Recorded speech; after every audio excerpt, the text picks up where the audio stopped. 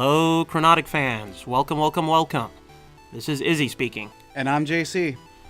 Our Kronotiq crew is actually growing right now by one extra member, so our podcast is now going to be a two-person effort, hopefully going into three soon, if I can convince Chris. Well, you won't have anyone, you'll have someone to talk to, you won't be talking to a wall. That's true, exactly. And not to mention, I gave up my old office, so, it won't be a lonely wall either. Like, even this one here, it's technically a lot more lively. Anyway, so, the topic this week, two main topics that I want to discuss is Lumi convention. I had definitely promised those great guys there that we'll be covering their convention at our next episode.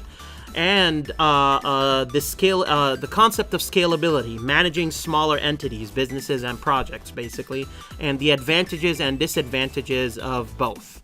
So let's start. Lumi-Con was actually, or Lumi Convention, I think it was better known as, was a really, really great success in my opinion, and it was a very, very heartfelt closing ceremony that I attended. And they even invited me to talk in the opening ceremony.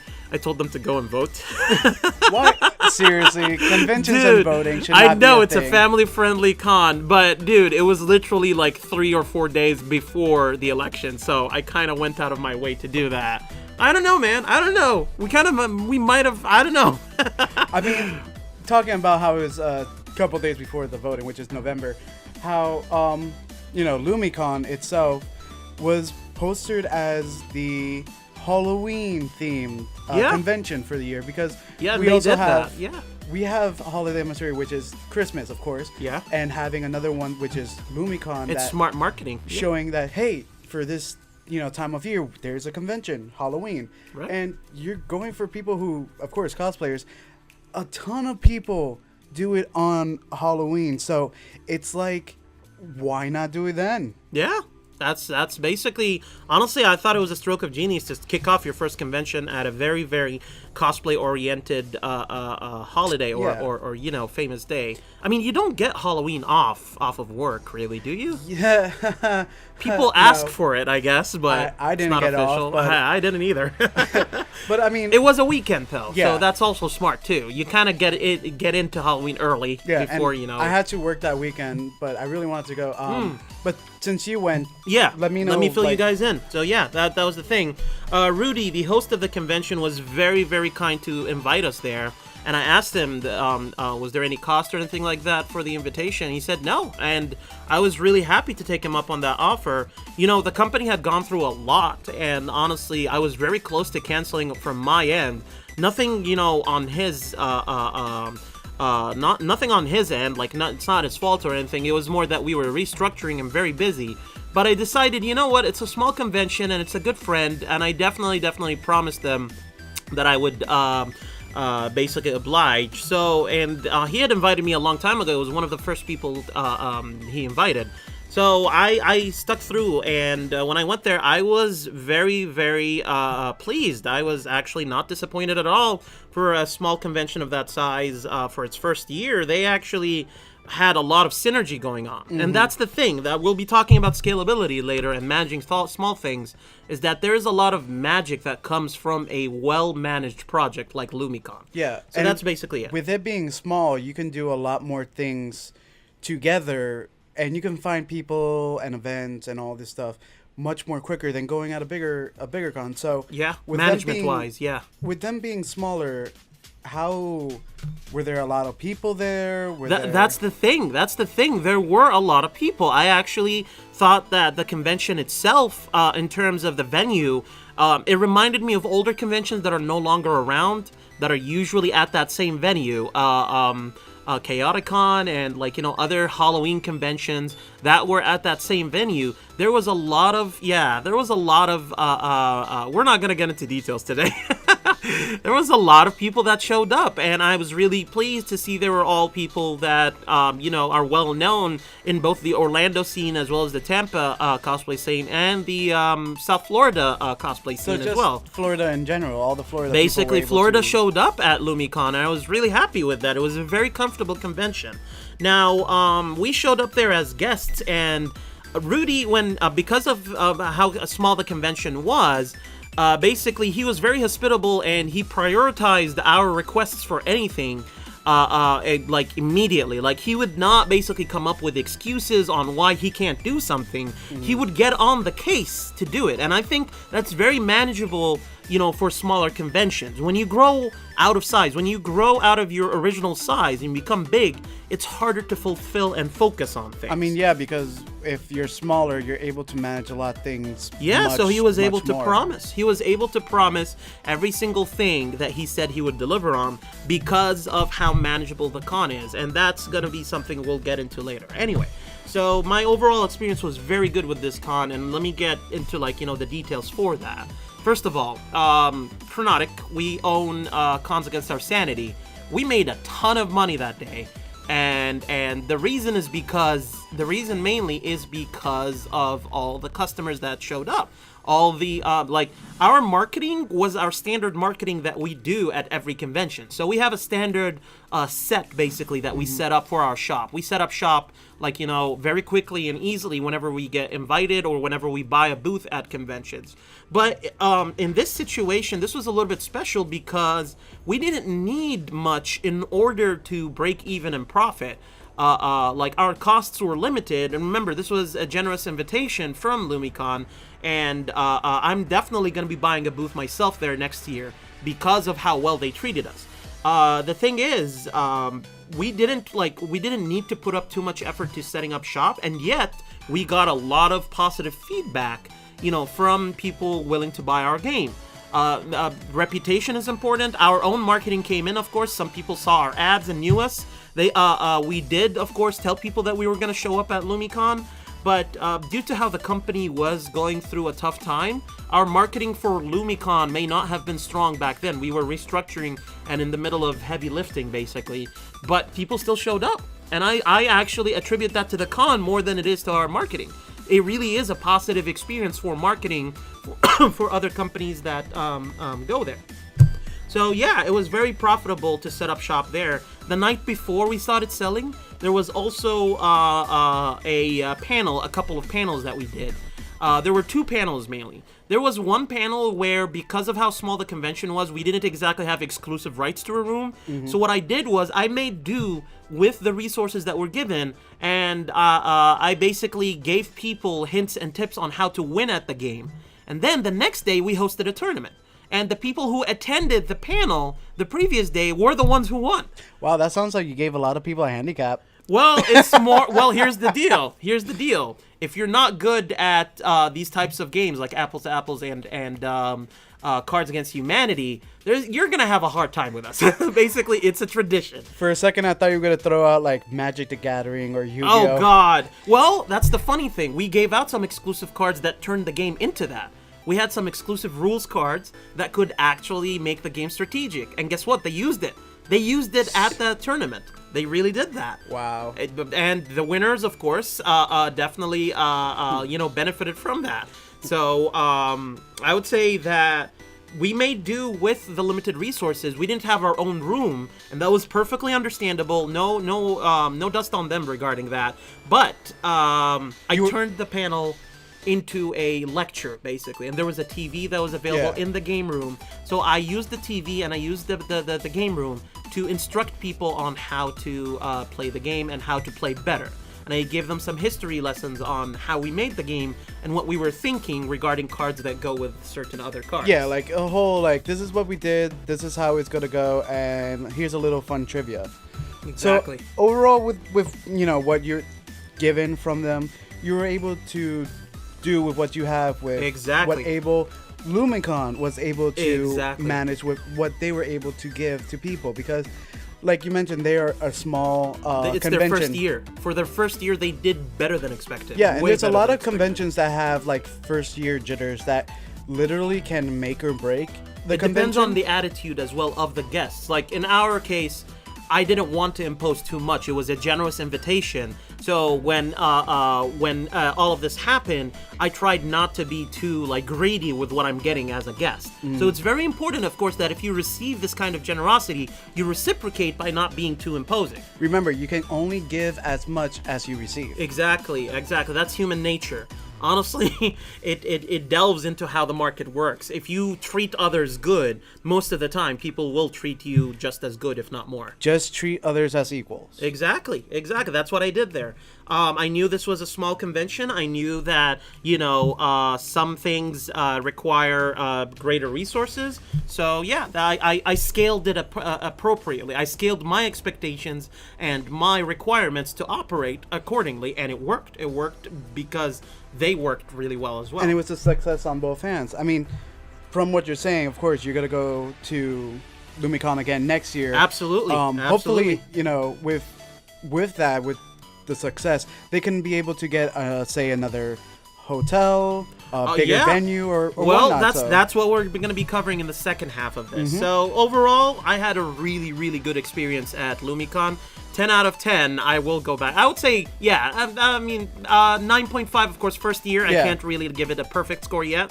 9.5 out of 10 will go again, 100%. So, aside no from invitation needed. Aside from Lumi-Con, what other, cons? What other cons are you going to be at? Because we're midway through November. There's like a month and a half left to the year. What other? Hallmat, of course. I will be going there as a regular patron. I'll be buying my own ticket and checking out what the new stuff is that they have over there. But there's no invitations yet on the table. However, just putting this out there, if we do get invitations, we will make an in-depth review of you. Just the way we did. And right now, like I said, very satisfied with Lumi-Con, and I look forward to being able to go to them next year. I'm looking forward to meeting Santa Senpai at Holiday. Oh, wait, is that different from Sonic? There's Sonic the cosplayer. I always hear about him. You mean actual Santa? Just say that. Yeah, they. Jesus. No, they put it out. It's like you can get to meet Santa Senpai, and I was dying at that. They put Senpai after Santa. I mean, Are they trying to stay devoted to their own brand while competing with local malls? I don't get it. Well, I mean, it's a family-oriented event, so why not have something for the other families? If you connect to weebs and you add senpai, you're no longer family-oriented. Let's just say it's not gonna have a good feeling when a lot of people want senpai to notice them. Let's just leave it at that. Let's leave it at that. Let's leave it at that. So that's another story. This is why they're fighting multiculturalism right now. Let's just not go into that. Okay, we're not going there. All right, so down to business. And speaking of businesses, scalability, managing smaller businesses and projects. So we talked about Lumi-Con. We talked about basically the concept of keeping your size small and the ease of which you manage it. So that's honestly the only choice. That's your default size when you start your own business. You start off small. You have no choice on the matter unless you're a wealthy CEO. You could technically trade companies or buy out companies. That's when you start big. You can't start at 100 from zero. Exactly. You have to start from zero. Basically, you can't jump unless you already did this before. Yeah, if you're starting a business, it starts and ends with you. So whenever you start it, you're the first employee and you're your own employer. Absolutely. If you want to promote your own employed business, that's good. If you want to have something with a team, a nice word of advice: never go with too much that you can't hold in your own hand. Exactly. So they say, never grab more than what you can grab with your own hands. Yeah, never chew more than you can bite, basically. I advise people to not create too many vacancies all at once when they start their business, and that's today's topic. Why is that usually a better thing? Before we go on, though, I do want to go into basically where you'll find yourself if you start small and if you basically start breaking even, or if you start making money and you're starting to pay your bills. There's going to be one of three situations that you're going to land yourself on, or three choices that you're going to have to make, basically, when you are medium, or an intermediate, in the journey of managing your own business. Whenever you're reaching with a crew over, say, the second double digit. So if you're already hitting to the 18, 19, the 20 range, you're going to see that you're going to be putting out more money. Oh, that's actually medium size. That's way bigger than smaller. I would say single digits, below 10. If you're below 10, and by the way, the U.S. government classifies companies with this metric. Below 10 employees or around 10 employees, you're technically considered a small company. So that's from their standpoint. Perspective. It's Yeah, a default size for them. It's a default size. When you're a small company, 10 employees, I believe, is your metric. If you go a little bit bigger, it really depends on your operations too. It's not just the people you hire, it's also the amount of money that the company is making. That's another metric. Exactly, because if your company is going through, say, a day shift kind of process, then it's not going to be 10 people for both an AM and PM shift. It's going to be for that. But alongside, like, you have to go with the choices to, if you want to get a bigger... Yeah, if you want to grow bigger, that's what I was getting to. The three choices. If you've started operating for a couple of years, you've ended your operation under loss, basically, which is very expected. You operate under a loss for a certain amount of time. You make the money back that you invested, and then you're faced with a choice. Here are your three choices. Either you grow big, just straight up, just expand. Straight up start district management, which is you start opening up new locations. If you own a supermarket, you start opening new branches in other locations, and then you have to start over for each one of them, and you start hiring management for each. Basically, a piece of you has to exist in each one of these. That's one choice. It really depends on your income at that point. But then again, if they don't want to expand, they also have the options of, with what you have, you could just upgrade. So get better equipment, better, like, say, operating systems. Exactly. Like, you focus on what you have and upgrade work, what you got. Yeah, work to improve it. Yep. I mean, but if they don't want to do that, or if they don't want to expand, then there's why also not? the third choice, which is literally keep things the way they are. Just stay where you're at. There's a lot of, actually, this is ironic, but in certain security classes for computers out there, for network security, sometimes for operating system management, sometimes updates aren't always that great. And the reason is because if it works and there are no problems inherent in your current system, you might be risking something by upgrading to a new system without having any problems with it. So you usually upgrade when you have problems. So that's I guess the clue to solving this mystery of whether you need to grow or whether you need to just upgrade what you got or whether you need to stay put is how many problems do you have right now, and is the money worth it? But then again, with the option of upgrading, you don't necessarily need to have an issue to go for an upgrade.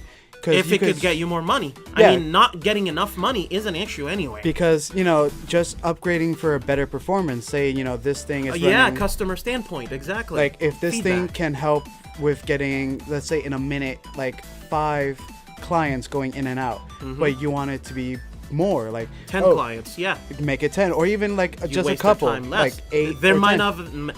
Maybe they're okay with what was there before, but you might shorten their time, and you get better customer feedback with it. Exactly. It really depends on experience. So that's another clue: is customer experience feedback. Basically, are people telling you, by the way, if you have a problem or not? It's not just your point of view, not just the driver's seat, but also your passengers as well as the people that you're minding.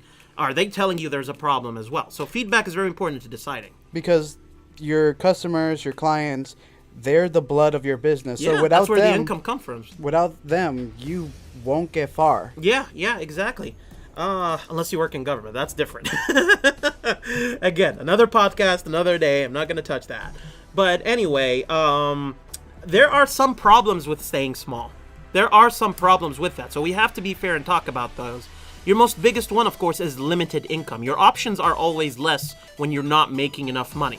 That's why, even from an employee standpoint, having more than one job gives them more choices, but it's more strenuous. There's a cost to it. Yeah, but then again, with no matter how much money you get, somehow money is going to be taken out, like, for example, with taxes. Yeah, so that's the thing. When you expand, so there's a problem with staying small, which is limited income, but there's also a problem of growing, which is your expenditure. Your expenses grow, and that includes taxes. Yeah. The government, by the way, encourages all companies to grow, and they do that inherently because they tax the shit out of you. Yeah, because they want to reap what you sow. So in the end, whenever starting a business, you got to be aware, it's like, I could get this much money, but remember, your taxes are also gonna grow. It's a percentage. Exactly. Yeah. So whenever you start a business, make sure that each time that you see that you can earn $500, be aware that taxes exist, and you're not gonna earn $500.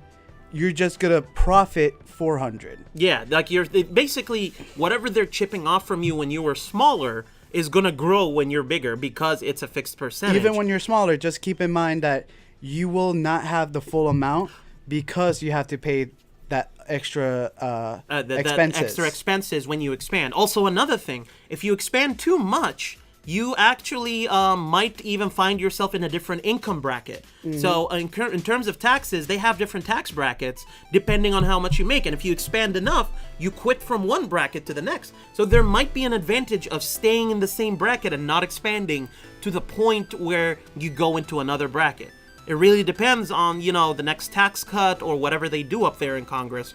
But in the end, each decision has its own advantages. This idea that you always have to grow big is not always true. Yeah. Sometimes managing things and keeping them small and controllable will lower your expenses and keep them under control. In the end, it all matters with what you want to do. So if you want to keep it small because you have some advantages to that. That's your comfort zone. Your taxes are less. Taxes are less. Your management is easier. Your supervision is limited and easier, basically, and it's more hands-on. If you want to grow, then you're going to have to hire more management. You're going to need a piece of you at every location, and you might exit your current tax bracket and find yourself paying more taxes and even a higher percentage due to the size that you got. Anyway, I think that should be it. So, once again, I did want to repeat that Lumi-Con is a great convention. Their first year was definitely a success, and I encourage everybody to go and visit them next year for sure, because they're still small, and I would say, compared to a lot of other big conventions, I believe you actually had an experience like that, comparing one convention to another. I believe it was MomoCon in Atlanta, was it? Yeah. As a big convention, but they charged less. They were cheaper. So than some other Florida bigger conventions that they have here, and yet your experience with the cheaper convention was better. Yeah. So that's basically I would say a good analogy regarding convention size. Lumi-Con is a small enough convention that I strongly encourage everybody to give a shot while they're still small. Exactly. If they decide to grow, up to them. No dust on them. But I would say make the most out of it while it's still small. But then again, talking about other cons, that would be a topic we will touch on for another podcast. We'll always do that. Yeah, we'll always do that. If you guys want, we can split off podcasts and have a podcast dedicated to convention comparisons. Absolutely. Yeah, because if you want to hear people's different experiences between conventions, because I've hit a couple in Atlanta and a couple of mainstay ones in Orlando, so it all depends on the person. But if you guys want to hear something like that, let us know in the comments. Yeah, absolutely. Just let us know. We'll work upon it and we could talk more. Don't forget to basically like and subscribe, and you'll be able to get our updates regarding these either conventions that we go to in the future or the DevCast in general. Exactly. Or if you want, help us out, get bigger little by little, follow us and support us on Patreon. We're on Kronotiq right now on Patreon, so just literally look us up, or you can go to Kronotiq.com/ultra. That's the name. That's our name on Patreon. If you want more coverage like this, just support us there and take a look at the tiers. Yep. All the info will be in the description box down below, or if you have an overlay, they're going to be on the screen. All right. Okay, so from the Kronotiq crew, this is Izzy speaking. This is JC. And we wish you have a good one. Enjoy.